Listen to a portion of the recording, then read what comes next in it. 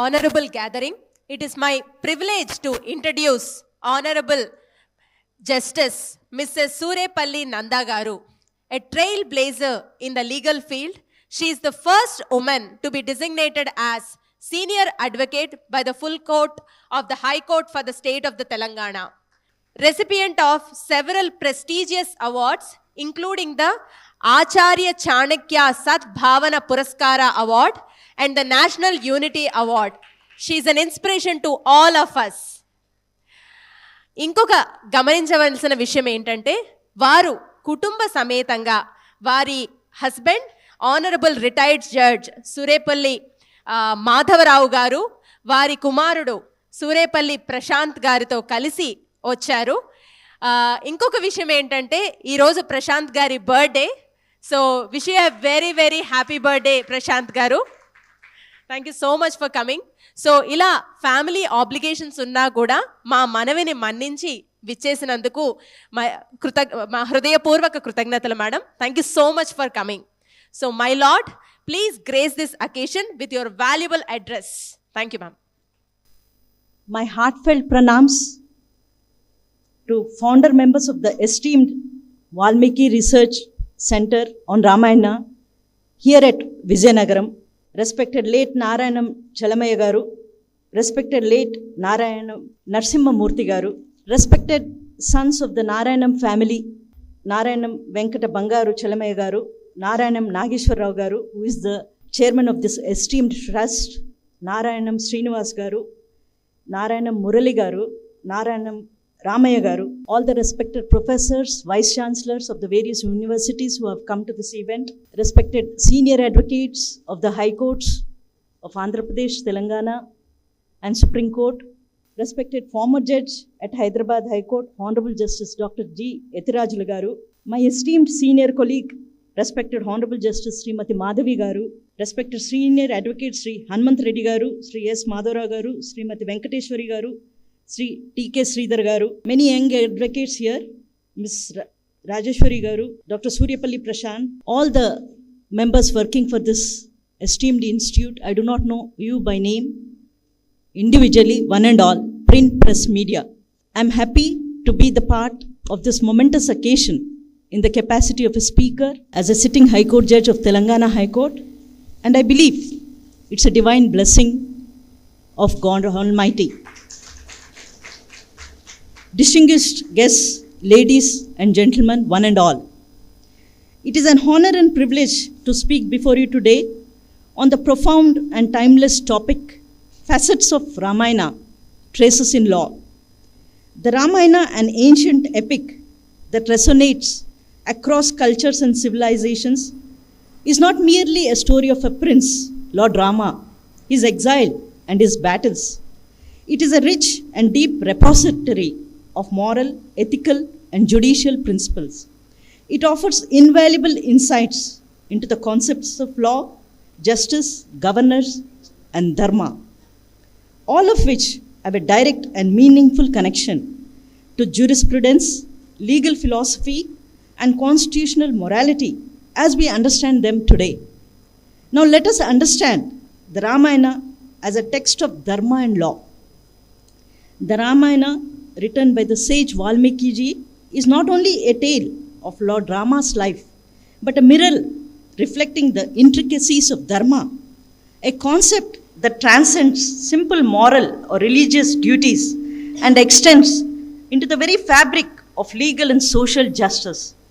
Dharma, in its purest form, represents the ethical and moral law that binds both the individual and society, providing a framework for living harmoniously and justly.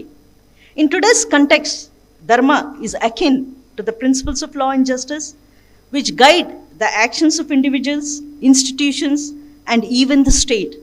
While the Ramayana itself is set in a mythological era, the lessons it imparts remain relevant to modern jurisprudence and constitutional governance.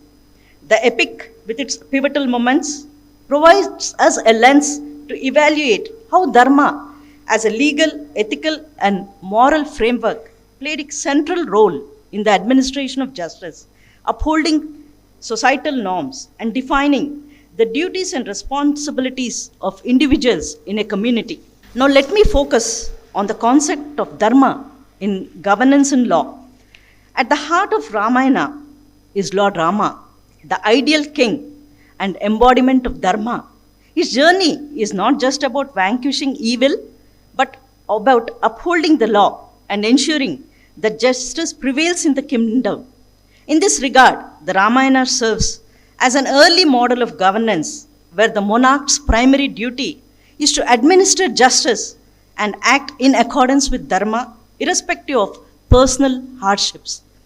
The decision to exile Sita, despite her being innocent, serves as a poignant reminder of the law's impartiality. Although Rama is the husband of Sita and personally loves her, he chooses to send her away for the greater good of the kingdom. This decision exemplifies the delicate balance between personal emotions and the duties of governance. In today's context, this teaches us about constitutional morality, where even the leaders must act in a way that serves the collective good and maintain the sanctity of law. The same can be found in modern constitutional law, where a decision made by a leader or authority might sometimes clash with personal emotions, but must be justified based on the higher duty to the law and the public. Now, let me refer to judicial impartiality and the role of courts. The Ramayana also sheds light on the role of judicial impartiality, particularly through the character of Bharata. Bharata's refusal to take the throne, despite being offered the kingship after his brother Rama's exile, presents a scenario where he stands by the rule of law and the principles of justice. Bharata's actions convey the importance of not usurping power unjustly, but indicate his willingness to uphold Rama's rightful claim to the throne, even when it was within his reach.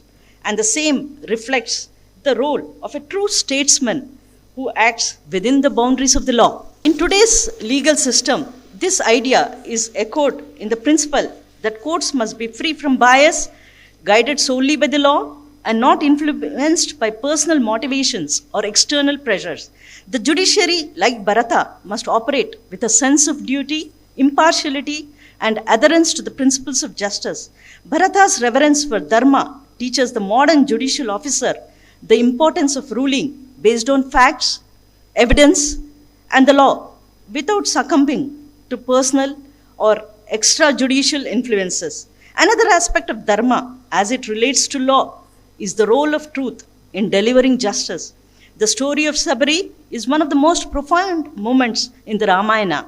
Sabari, an elderly woman who had spent her life in devotion, invites Rama to her humble abode and offers him fruits that she has tasted to ensure they are sweet. While this act might seem simple or even inappropriate by formal standards, Lord Rama, the embodiment of dharma, accepts her offering without hesitation.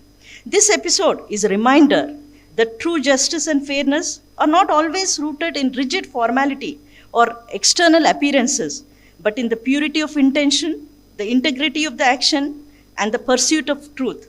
In the legal context, it reminds us that justice cannot always be defined by rules alone, but must incorporate human compassion, equity, and the truth behind every case.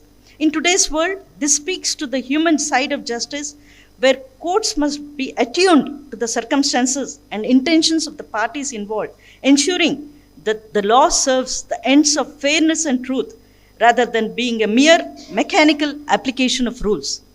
The story of Ravana's defeat is another key moment in the Ramayana that offers insights into the principles of justice.